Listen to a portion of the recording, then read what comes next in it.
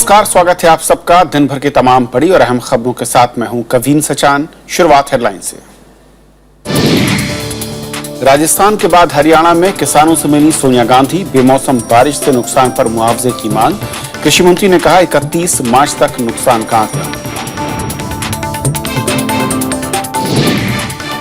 जम्मू कश्मीर में 24 घंटे में दूसरा हमला, जवाबी कार्रवाई में 2 आतंकी ढेर। दहशतगर्दी के खिलाफ कार्रवाई का मीडिया को सीधा प्रसारण न करने की सलाह।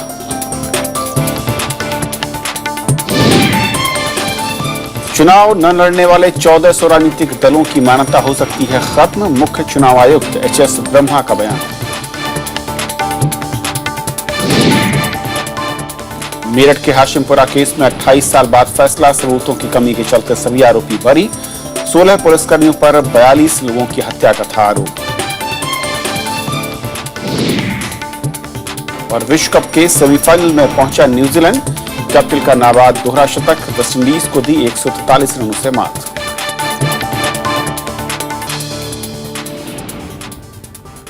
और आइए देखते हैं हमारी आज की पहली खबर।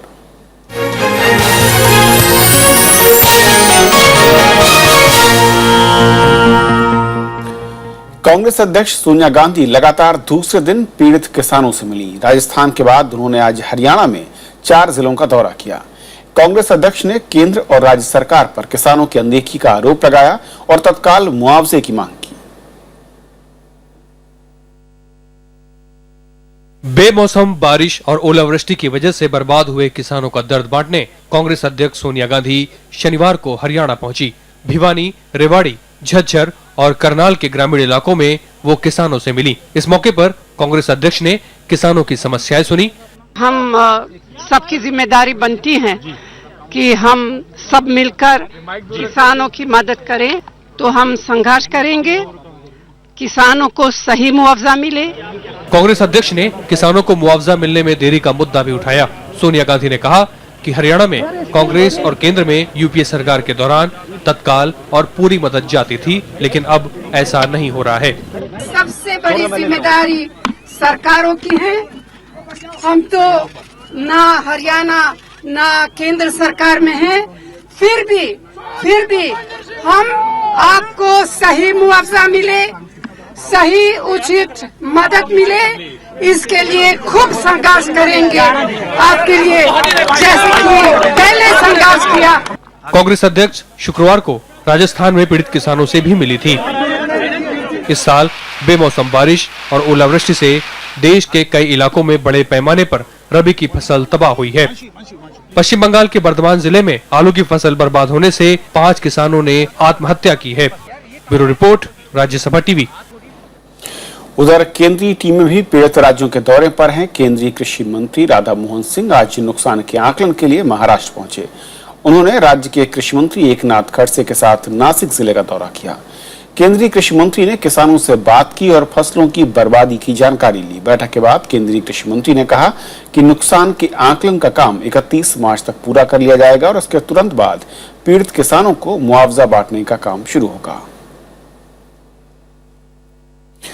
तो किसानों के दर्द और राजनीतिक दलों की ओर से जो मरहम लगाने की प्रक्रिया है या फिर कार्रवाई की जो मांग हो रही है, इस पर और बातचीत करेंगे। हमारे साथ कांग्रेस पार्टी से नेता आरसी खुंटिया साहब हैं, स्वागत है आपका। सोनिया गांधी ने दौरा किया है 2 राज्यों का, आज एक और जगह वो पहुंची। क्या असल में ये कहा जाए कि किसानों के जो सिस्टम मैं कहूं कि दशकों से चला आ रहा था मुआवजे को लेकर, उसे बदलने की जरूरत है और इसीलिए अब पार्टियां जो भी विरोधी सत्ता में छोड़कर विरोध में आता है, विरोधी दल बन जाता है, वो बार बार कहता है कि तुरंत मुआवजा दिया जाए, लेकिन जब वो सत्ताधारी होता है तो कहता है एक प्रोसेस है, उसके तहत मुआवजा होगा। नहीं, ऐसा नहीं है। आप अगर देखिएगा यूपीए सरकार के समय में किसान को जो सपोर्ट प्राइस है फॉर राइस एंड गेहूं का सबसे ज्यादा दिया गया है सपोर्ट प्राइस। और हरियाणा पंजाब में अभी जो किसान खेतीबाड़ी ज्यादा हुआ है और देश के जो अनाज पैदा करने वाले 2 सबसे बड़ा राज्य है, वो भी जब आपको याद होगा इंदिरा गांधी के समय में जो ग्रीन भारत की जो प्रोग्राम में सबसे ज्यादा सपोर्ट दिया गया था। और आज जो सोनिया जी जो बोल रहे, आज नहीं है, सोनिया जी आज राजस्थान का कोटा और हरियाणा का 4 जिला जो दौरा करने का पहले ना राज्य सरकार ना केंद्र सरकार का भी कोई मंत्री दौरा किया है। और ये बेमौसम बारिश में जो नुकसान हुआ है उसको अभी तक आकलन भी नहीं हुआ, ना राजस्थान सरकार किया है ना हरियाणा सरकार किया। केंद्र कृषि मंत्री जो बोल रहे हैं वो तो मुआवजा देने के लिए बोल रहा है, मगर आकलन तो राज्य सरकार करेगा। तो राज्य सरकार हरियाणा में या राजस्थान में अभी तक आकलन नहीं किया। मगर हमारा जो सिस्टम डेवलप है इस पूरे मसले को लेकर या फिर किसानों की खेती के संकट को लेकर, उसमें सरकार ये कह रही कि 31 मार्च की डेडलाइन है कि राज्य सरकारों को अपनी रिपोर्ट देनी है। 31 मार्च तक तमाम राज्य सरकारें अपना जो है सर्वे कराकर वो केंद्र को रिपोर्ट भेजेंगे, उसके बाद ही केंद्र सरकार किसी तरह की सहायता या मदद की बात कर सकती है। ऐसे में ठीक उससे पहले केंद्र पर आरोप लगाना कि वो मुआवजा नहीं दे रही है, सहायता नहीं कर रही है, कितना ये कहा नहीं जाएगा कि राजनीतिक है? ये जो किसान है, किसान को तो पहले हरियाणा राजस्थान में जो खादी और फर्टिलाइजर वो भी पूरा नहीं मिलता था। नहीं, वो एक अलग मसला है। इसमें तो वो लोग मसला फिलहाल राहत के उपायों का है, मुआवजे के ऐलान का है। नहीं, वो तो है, मगर जो किसान है, आप भी अभी बोल रहे थे, सब लोग को भी जानकारी है, हर राज्य में किसान इतना डिप्रेस्ड है, कई किसान भी आत्महत्या कर रहा है। और ये अगर हो जाने का बाद किसान को कुछ मुआवजा मिलेगा, ये एश्योरेंस अगर किसान को नहीं दिया जाता है तो उसका अंदर में भी एक डिप्रेशन क्रिएट होता है। तो हमारा तरफ से सोनिया जी कांग्रेस की तरफ से जो दौरा करके आज हरियाणा में करीब 26 गांव, 4 जिला में 26 गांव जाके किसान का साथ बातचीत करना, उनका परिवार लोगों का साथ बात करना, ये सबसे बड़ा बात है कि उनका एक भरोसा होता है कि इतना बड़ा नेता चाहे मंत्री हो, ये तो हमारा सबसे बड़ा नेता कांग्रेस पार्टी का है, उनका साथ बातचीत करके जो भरोसा दिया है। पार्टी कह रही है कि आप खुद आरोप लगा रहे हैं कि बीजेपी शासित राज्यों में अब तक चाहे वो राज्य सरकार हो या केंद्र, कहीं पर भी सर्वे का काम पूरा नहीं हुआ। आपकी जो पार्टी की जहां पर सत्ता है वहां पर भी किसी भी राज्य ने अब तक केंद्र को रिपोर्ट नहीं भेजी है, तो ऐसे में आप दूसरे दलों पर आरोप कैसे लगा रहे? क्यों ये राजनीति हो रही है किसानों के नाम? नहीं, जो जहां सरकार सत्ता में है उनका जिम्मेदार है रिपोर्ट भेजने का। अगर कोई कांग्रेस सरकार हमको जानकारी नहीं है, रिपोर्ट नहीं भेजी है, तो तुरंत उनको भेजना चाहिए। मगर जहां कांग्रेस सत्ता में नहीं, चाहे केंद्र हो या राजस्थान हो या पंजाब हो, तो विरोधी दल में कांग्रेस होने के नाते एक गणतांत्रिक देश में हमारा जो अधिकार है, हमारा जो रेस्पॉन्सिबिलिटी है, उसको करने का अधिकार हमको है। और सोनिया जी हमारा पार्टी की अध्यक्ष है, आज नहीं, चाहे उड़ीसा की सुनामी हो या कश्मीर की बाढ़ हो या भूकंप हो, कहीं भी आपदा आई है तो सोनिया जी अध्यक्ष होने के नाते उधर पहुंच के पार्टी के नेताओं का ऐसे मसलों पर जाना आम आदमी के पास, चाहे वो समस्या किसानों की हो, मछुआरों की या किसी खास इलाके की, बहुत अच्छी बात है। मरहम लगाने का प्रयास होता है, उनके दर्द को बांटने की कोशिश होती है। लेकिन मेरा सवाल ये कि जो सिस्टम डेवलप किया गया है, आपकी पार्टी केंद्र की सत्ता में सबसे ज्यादा वक्त तक रही है, एक प्रोसेस जो तैयार किया गया कि इतना वक्त सर्वे होगा, उसके बाद राज्य सरकार सर्वे रिपोर्ट भेजेगी, केंद्र उस पर कार्रवाई करेगा, क्या इस पूरे सिस्टम को नई सरकार ने बदला है या उसी ढर्रे पे काम कर रही है? अभी तो हम लोग का उम्मीद है, नई सरकार तो अच्छा दिन आने के लिए वादा किया है और कांग्रेस से शायद जल्दी मुआवजा देना का, ज्यादा मुआवजा देने का या अच्छा करने के लिए वो तो लोगों को आश्वासन दिया गया है। मगर हमारा कहने की मतलब अभी तक भी इसी का बारे में राज्य सरकार, केंद्र सरकार ठोस कदम उठाया नहीं। और हम जो आपका बात जो सामने रखा है, सोनिया जी जो गांव को जाके किसान और किसान परिवार का साथ बातचीत करना और उनको मुआवजा देने के लिए सरकार को ऊपर दबाव डालने के लिए भी जो भरोसा दिया गया है, इसमें किसान परिवार के बीच में एक जरूर भरोसा क्रिएट हुआ है और उनको भी आश्वासन मिलता है कि हाँ, हमारा लिए कुछ कोई भी नेता, कोई भी राजनीतिक दल कुछ बोलता है, ये जरूरी है। क्योंकि मुआवजा देना और मुआवजा देने के लिए आश्वासन देना, और हम सरकार है या हम राजनीतिक दल है, हम आप लोग को मदद करेंगे, ये जो भरोसा दिलाना, ये सबसे बड़ा बात है जो सोनिया जी ने आज की राजस्थान में और हरियाणा में। वो काम एनडीए सरकार ना उनका राज्य सरकार अब तक किया नहीं, वही बोलना है। बीजेपी आरोप लगा रही है कि असल में आपकी पार्टी भरोसा नहीं दे रही है बल्कि किसानों का साथ मांग रही है। बीजेपी का ये एहसास करना चाहिए, ये आरोप लगाना नहीं, उनका जिम्मेदारी है। वो सरकार में, हम सरकार में नहीं, सोनिया जी सरकार में नहीं, विरोधी दल में है। तो आरोप लगाना हमारा काम है, जिम्मेदारी उनका है और पूरा करना उनका जिम्मेदारी है। अभी आरोप लगाना, आरोप प्रत्यारोप जो सरकार में सत्ता में होता है वो नहीं करता है, उनको पूरा करना जिम्मेदारी सत्ता में रहने वाले राजनीतिक दल का होता है। आरोप लगाना विरोधी लोग का काम है, मांग करना हमारा काम है, पूरा करना उनका काम है। तो शायद अभी तक उनको एहसास नहीं होता है कि वो लोग सत्ता में है और उनको पूरा करना उनका जिम्मेदारी है। वो शायद आज तक भी वो एहसास कर नहीं पाते, इसलिए ये समस्या हो रहा है। किसानों के लिहाज से मैं जानना चाहता हूं खुटिया साहब की राज्यसभा और लोकसभा जब सत्र चल रहा था, दोनों ही जगहों पर किसानों के ऊपर जो आफत आई, आपदा आई है, विपत्ति थी, इसको लेकर चर्चा हुई। हर बार इस तरह की चर्चा होती हैं। क्या कोई एक ऐसा सिस्टम आपकी पार्टी, सत्ताधारी दल और दूसरे दल मिलकर तैयार कर सकते हैं ताकि बार बार इस तरह के जब संकट सामने आए उसमें वक्त जाया ना हो और किसानों को उचित जो उनका हक है या जो मुआवजा है जिसकी वो मांग लगातार करते हैं, या फिर जो विरोधी दल होता है वो कहता है ज्यादा मुआवजा, वो एक ऐसा सिस्टम डेवलप हो सके ताकि किसी की मुंह ना देखना पड़े, किसी का मुंह ना देखना पड़े किसानों को? उसी हमारा देश में तो एक रिलीफ कोड है जिसमें चाहे सुनामी हो, बाढ़ हो या अकाल हो, इसमें रिलीफ देने का एक रिलीफ कोड है। जो आप बोलते हैं कि राज्य सरकार जो नुकसान को आकलन करना, कितना जल्दी आकलन करके वो रिपोर्ट भेजता है उनका ऊपर निर्भर करता है, और आकलन करने के बाद केंद्र सरकार कितने जल्दी उनको मुआवजा देने के लिए भी अनाउंस करते हैं, लोगों के पास पहुंचाता है, वो भी उनका काम है। हमारा ख्याल में कोई भारत वर्ष में कानून का कम नहीं है, सिस्टम का कोई कम नहीं है, मगर अल्टीमेटली जो इम्प्लीमेंटेशन होता है वो इम्प्लीमेंटेशन में हम लोग का वीकनेस है, उसको तो मानना पड़ेगा। मगर ये जो पहले जो होता था, कांग्रेस सरकार जब यूपीए सरकार थी और उधर हरियाणा में भी हमारा जो कांग्रेस की सरकार थी, तो जो किसान को जितना भी फायदा देने का था वो दिया गया है, राजस्थान में भी दिया गया है, हरियाणा में भी दिया गया है, और सारा भारत वर्ष में जैसे हमने बोला सपोर्ट प्राइस अगर आप देखेंगे 2004 से 2014 सपोर्ट प्राइस तो एक अलग बहस होगी कि जिसमें सपोर्ट प्राइस किस तरीके से आपने दिया और नई सरकार क्या कर रही है, लेकिन पहला मसला यह था कि किस तरीके से इस पूरी आपदा के बीच में सरकारें क्या कर रही हैं और दल किस तरीके से साथ खड़े हो रहे हैं या फिर साथ होने का वादा कर रहे हैं। बहुत बहुत शुक्रिया इस पूरी चर्चा में शामिल होने के लिए आपका। Thank you. तो ये थी हमारी पहली खबर। छोटा सा ब्रेक और ब्रेक के उस पर दिन भर की दूसरी बड़ी खबर।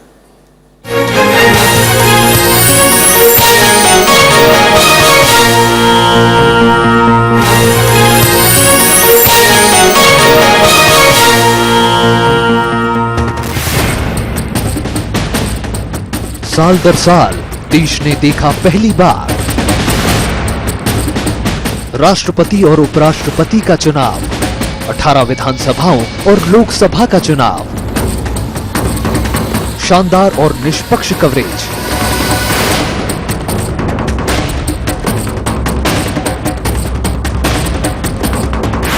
सिर्फ राज्यसभा टीवी पर।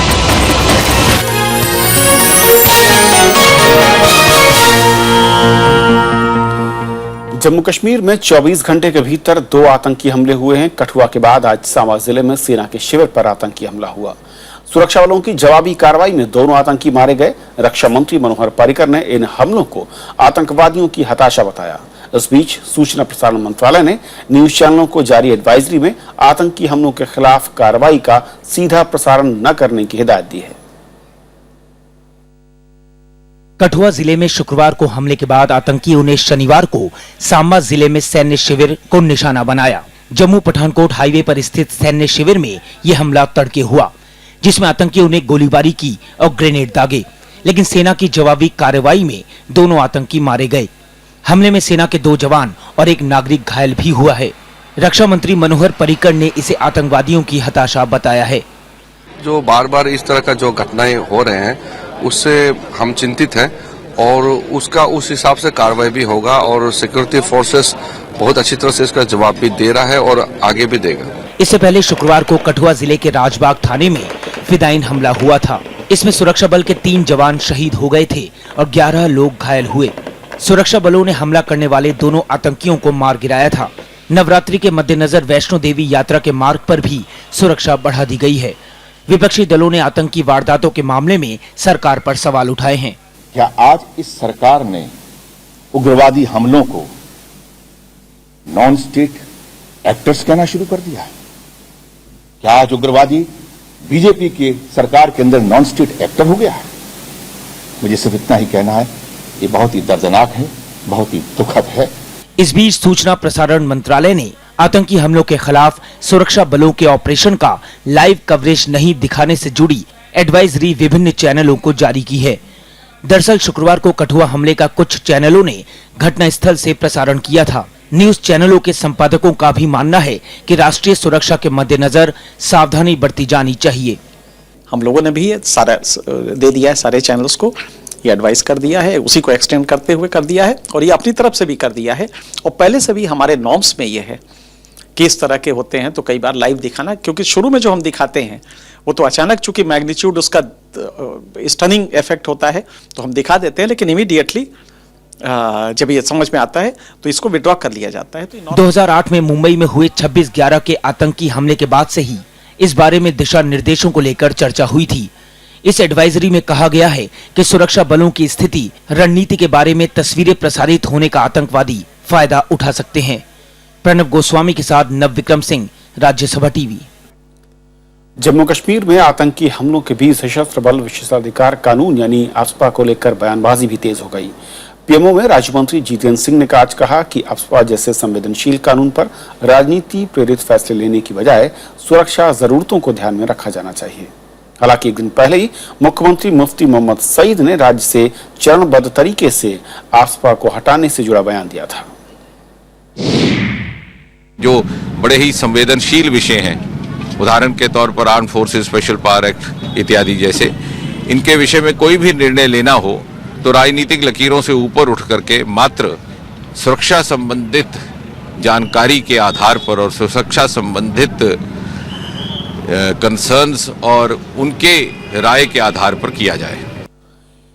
कांग्रेस अध्यक्ष सोनिया गांधी ने रायबरेली के बछरावा इलाके में कल हुए रेल हादसे में घायल लोगों का हालचाल पूछा। सोनिया गांधी आज लखनऊ के अस्पतालों में भर्ती लोगों से मिली। बछरावा में रेल के डिब्बे पटरी से उतरने के हादसे में 38 लोगों की मौत हो गई थी और 100 से ज्यादा लोग घायल हुए थे। रायबरेली सोनिया गांधी का संसदीय क्षेत्र भी है।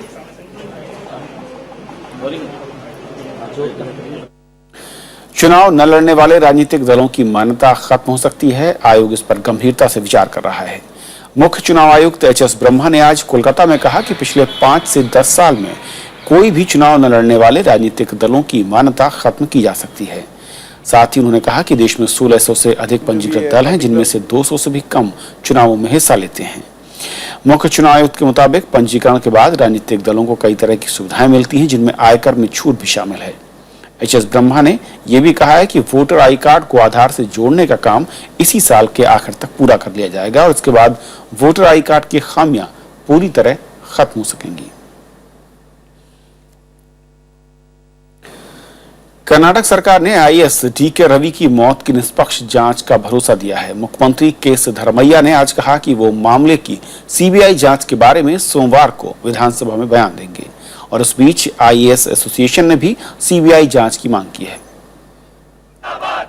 कर्नाटक में आईएएस अधिकारी डी.के. रवि की मौत के 6 दिन बाद भी वजहों का खुलासा नहीं हुआ है। पीड़ित परिवार और विपक्षी पार्टियां सरकार पर सीबीआई जांच का दबाव बना रही हैं। इसी बीच कर्नाटक के मुख्यमंत्री के सिद्धरमैया ने कहा है कि सरकार किसी को बचाने की कोशिश नहीं कर रही है। Government is not going to hide anything. Our government is transparent, impartial. These are all whatever allegations made by Kumaraswamy and others. They are politically motivated. They wanted to take political mileage. CBI को जांच सौंपने को लेकर सिद्धरमैया सोमवार को विधानसभा में सरकार के रुख की जानकारी देंगे। कांग्रेस अध्यक्ष सोनिया गांधी ने शुक्रवार को सीबीआई से जांच कराने की सलाह दी थी। उधर पूर्व प्रधानमंत्री और जेडीएस नेता एच.डी. देवेगौड़ा ने शनिवार को पीड़ित परिवार से मुलाकात की। ಕೋಲಾರ ಸೂಕ್ಷ್ಮವಾದ ಜಿಲ್ಲೆ, ಹರಿಜನರು, ಗಿರಿಜನರು, ನನ್ನ ಸಮಾಜ, ಒಕ್ಕಲಿಗರು, ರೆಡ್ಡಿಗಳು, ಅಲ್ಲಿ ಯಾವಾಗಲೂ ಫೈಟ್. इस मामले में राज्य सरकार ने सीआईडी जांच का आदेश दिया है। डीके रवि 16 मार्च को बेंगलुरु में अपने घर में मृत पाए गए थे। वो वाणिज्यिक कर विभाग में एडिशनल कमिश्नर के पद पर तैनात थे। कोलार जिले में उन्होंने रेत और भू माफियाओं पर शिकंजा कसा था। Bureau report, Rajya Sabha TV. Delhi की 30 हजारी कोर्ट ने मेरठ के हाशिमपुरा केस के सभी 16 आरोपियों को बरी कर दिया है। कोर्ट ने आरोपियों के खिलाफ सबूत न होने पर यह फैसला सुनाया। मई 1987 में मेरठ में एक ही समुदाय के 42 लोग मारे गए थे। हाशिमपुरा गांव के इस मामले में 1996 में गाजियाबाद चीफ जुडिशियल मजिस्ट्रेट के सामने चार्जशीट फाइल की गई और पीएसी के 19 जवानों को आरोपी बनाया गया। इनमें 16 आरोपियों ने सरेंडर कर दिया और बाद में उन्हें जमानत मिल गई। 3 आरोपियों की मौत भी हो चुकी है। पहले इस मामले की उत्तर प्रदेश में सुनवाई चल रही थी। बाद में सुप्रीम कोर्ट के आदेश पर मामले को गाजियाबाद से दिल्ली ट्रांसफर किया गया। कोर्ट ने 21 जनवरी को इस मामले में अंतिम दलीलें सुनने के बाद फैसला सुरक्षित रख लिया था। आरोपियों की पहचान प्रोसिक्यूशन साबित नहीं कर पाई, इस आधार पर एक संदेह का लाभ देते हुए उन सबको बरी किया है।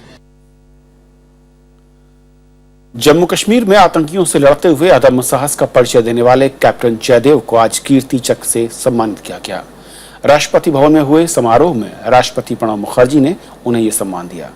इसके अलावा सेना के 11 जवानों को शौर्य चक्र से सम्मानित किया गया, जिनमें से 3 को मरणोपरांत ये सम्मान मिला। राष्ट्रपति ने 14 सैन्यकर्मियों को परम विशिष्ट सेवा मेडल, 3 को युद्ध सेवा मेडल और 26 को अति विशिष्ट सेवा मेडल भी दिया। इस मौके पर उपराष्ट्रपति मोहम्मद हामिद अंसारी, प्रधानमंत्री नरेंद्र मोदी और रक्षा मंत्री मनोहर पर्रिकर समेत कई हस्तियां मौजूद थीं। प्रथम विश्व युद्ध के दौरान विदेशों में भारत की शान बढ़ाने वाले जांबाज सैनिकों की याद में दिल्ली के मानेकशॉ सेंटर में एक प्रदर्शनी का आयोजन किया गया। अनजान देशों में अपनों से दूर लड़ने का भारतीय सैनिकों का यह पहला अनुभव था। आइए याद करते हैं उन जवानों को इस प्रदर्शनी के जरिए। बहादुरी की दास्तां बयां करती ये तस्वीरें उन जाबाजों की हैं जो मैदानी जंग में बहादुरी से लड़े। कुछ खुशकिस्मत रहे जो वतन लौट आए, पर कई ऐसे भी रहे जिन्हें दोबारा वतन लौटना नसीब नहीं हो सका। करीब 74,187 भारतीय सैनिकों की बहादुरी आज भी लोगों को रोमांचित करती है। This has been conceptualized basically on the theme of faith, gallantry, sacrifice and heritage. These being the 4 pillars and the foundations of our Indian Army today, which has evolved so beautifully. With this thought came about the evolution of this showcasing of the Indian contribution and this thing. प्रदर्शनी में रखे ये खत, इनमें कई ऐसी कहानियां शामिल हैं जो कभी सामने आ ही नहीं सकी। इन खतों में जवानों ने अपनी आप बीती अपनों से साझा की थी। जो आप देख रहे हैं दीवार पे लगे हुए पत्र, ये वीर सैनिकों ने युद्ध के दौरान अपने परिवारों को लिखे हैं। इनमें अलग अलग भाषाओं ने उन्होंने अपने विचार, अपने भाव, अपने साहस, दृढ़ता और उन परिस्थितियों को व्यक्त किया है और अपने परिवार वालों को बताया है कि हम युद्ध से लौटे न लौटें, पर हम इस युद्ध में अपनी वीरता से लड़ते रहेंगे। इस विश्व युद्ध में कई नए हथियारों को भी शामिल किया गया था जो आज भी लोगों के जिज्ञासा का विषय बने हुए हैं। मुझे इस एग्जीबिशन में आके बहुत अच्छा लगा। इससे मेरे को वर्ल्ड वॉर के बारे में बहुत चीज़ें जानने को मिली, जैसे कि उस टाइम में कौन कौन से मिसाइलें यूज़ हुई थी, कौन कौन से मशीन गन यूज़ हुए थे और उस टाइम में हमारे सोल्जर्स ने कितनी बहादुरी दिखाई थी। इस विश्व युद्ध में बहादुरी की कई मिसालें पेश की गई, जिसके लिए 11 भारतीय सैनिकों को इंग्लैंड का सर्वोच्च सैन्य सम्मान विक्टोरिया क्रॉस से भी नवाजा गया। इस प्रदर्शनी में हम रूबरू हुए उन भारतीय सैनिकों की जिंदगियों से जिन्होंने प्रथम विश्व युद्ध में अपने त्याग और बलिदान से भारत का गौरव और सम्मान बढ़ाया। कैमरा पर्सन जुनैद के साथ अरुणा ठाकुर, राज्यसभा टीवी। आज से विक्रम संवत 2072 की शुरुआत हो गई है। उत्सवों की उमंग से पूरा देश सराबोर है। उत्तर भारत में जहां चैत्र नवरात्रि का पर्व शुरू हो चुका है, तो महाराष्ट्र में गुड़ी पड़वा की रौनक देखते ही पारंपरिक परिधानों में ढोल बाजे के साथ पूरे उल्लास से त्योहार मनाया जा रहा है। और इसी तरह दक्षिण भारत में उगादी, मणिपुर में साजीब नोंगपावा के पर्व की उमंग है। सिंधी समुदाय का पावन पर्व चेती चांद भी पूरे भक्तिभाव से मनाया जा रहा है। वहीं पारसियों का नया साल नवरोज भी आज से शुरू हो चुका है। त्योहारों के इस मौके पर राष्ट्रपति, उपराष्ट्रपति और प्रधानमंत्री ने सभी देशवासियों को शुभकामनाएं दी हैं।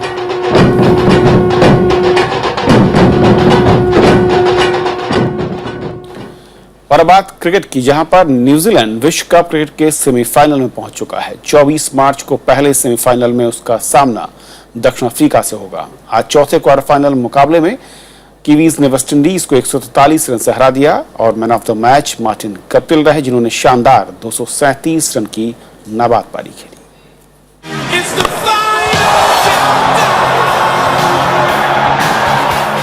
विश्व कप का महाकुंभ, महामुकाबले से पहले सेमीफाइनल में होगी बड़ी भिड़ंत।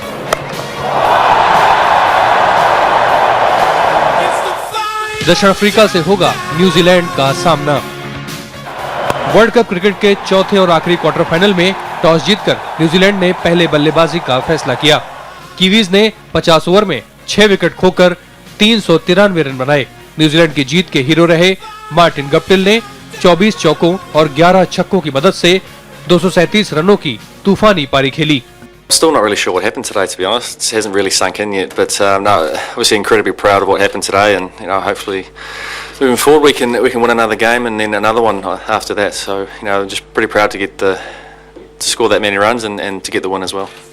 394 रन के विशाल टारगेट का पीछा करने उतरी कैरेबियाई टीम ने खराब शुरुआत के बाद तूफानी अंदाज में रनों की रफ्तार बढ़ानी शुरू की, लेकिन उतनी ही तेजी से उसके विकेट भी गिरते रहे। 30 ओवर और 30 गेंदों में वेस्टइंडीज की पूरी पारी 250 रनों पर सिमट गई। क्रिस गेल ने 33 गेंद में धमाकेदार 61 रन बनाए। न्यूजीलैंड विश्व कप के सेमीफाइनल में 7वीं बार पहुंची है। भारत और ऑस्ट्रेलिया के बीच दूसरा सेमीफाइनल 26 मार्च को होगा। Bureau report, Rajya Sabha TV. तो खबरों के आज के सफर में बस इतना ही, लेकिन जाते जाते छोड़ जाते हैं देश और दुनिया की कुछ और बड़ी खबरों के साथ। नमस्कार। कर्नाटक के मुख्यमंत्री सिद्धरामैया स्वच्छ भारत पर टास्क फोर्स की अगुवाई नहीं करेंगे। व्यस्तताओं की वजह से उन्होंने प्रधानमंत्री नरेंद्र मोदी की पेशकश ठुकरा दी। सिद्धरामैया ने बताया कि उन्होंने प्रधानमंत्री को चिट्ठी लिखकर किसी दूसरे को संयोजक बनाने की अपील की है। सिद्धरामैया टास्क फोर्स के सदस्य बने रहेंगे। शारदा चिटफंड घोटाले में प्रवर्तन निदेशालय ने उद्योगपति हर्ष नेवटिया को समन भेजा है। एजेंसी ने पेंटर शुभ प्रसन्ना को भी पूछताछ के लिए बुलाया है। इन दोनों से पहले भी पूछताछ हो चुकी है। इनसे शारदा कंपनी के प्रमुख सुदेप्तो सेन के साथ वित्तीय लेन देन पर पूछताछ होगी। सेन फिलहाल जेल में है। पुडुचेरी में होने वाली सीपीआई की 22वीं कांग्रेस में कई दिग्गज नेता हिस्सा लेंगे। इसमें पार्टी नेता एबी वर्धन और डी राजा के अलावा सीपीएम महासचिव प्रकाश कारात भी शामिल हैं। सीपीआई की राष्ट्रीय कांग्रेस 25 मार्च से शुरू होगी और 5 दिन तक चलेगी। टेरी के पूर्व निदेशक आर.के. पचौरी को महिला से बदसलूकी मामले में आज अग्रिम जमानत मिल गई। दिल्ली की साकेत कोर्ट ने जमानत रद्द होने की दिल्ली पुलिस की याचिका खारिज कर दी। हालांकि कोर्ट ने पचौरी से कहा है कि वो जांच में सहयोग करें। कोर्ट की ओर से पूर्व में लगाई गई शर्तें भी जारी रहेंगी। दिल्ली की एक अदालत ने विधानसभा अध्यक्ष रामनिवास गोयल के खिलाफ आज जमानती वारंट जारी किया। 2008 के एक मामले में गोयल के पेश नहीं होने के बाद ये आदेश जारी किया गया। अदालत ने आज उन्हें 12 मई को कोर्ट में पेश होने को कहा। मामले की अगली सुनवाई 30 मई को होगी। राष्ट्रीय महिला आयोग की एक टीम ने आज नदिया जिले का दौरा किया। पिछले दिनों यहाँ एक बुजुर्ग नन से बर्बरता हुई थी। टीम ने convent of Jesus and Mary के पदाधिकारियों से बात की। आयोग ने अब तक किसी आरोपी की गिरफ्तारी नहीं होने पर राज्य सरकार की आलोचना की है। जम्मू कश्मीर में रामबन जिले में माहो इलाके में आज हिमस्खलन से 3 लोगों की मौत हो गई। इनमें 2 महिलाएं और एक बच्चा शामिल है। स्थानीय लोगों ने इन्हें बचाने की कोशिश की, लेकिन तब तक काफी देर हो चुकी थी। स्थानीय लोगों के मुताबिक अगर महिलाओं को चिकित्सा सहायता मिलती तो वो बच सकती थी।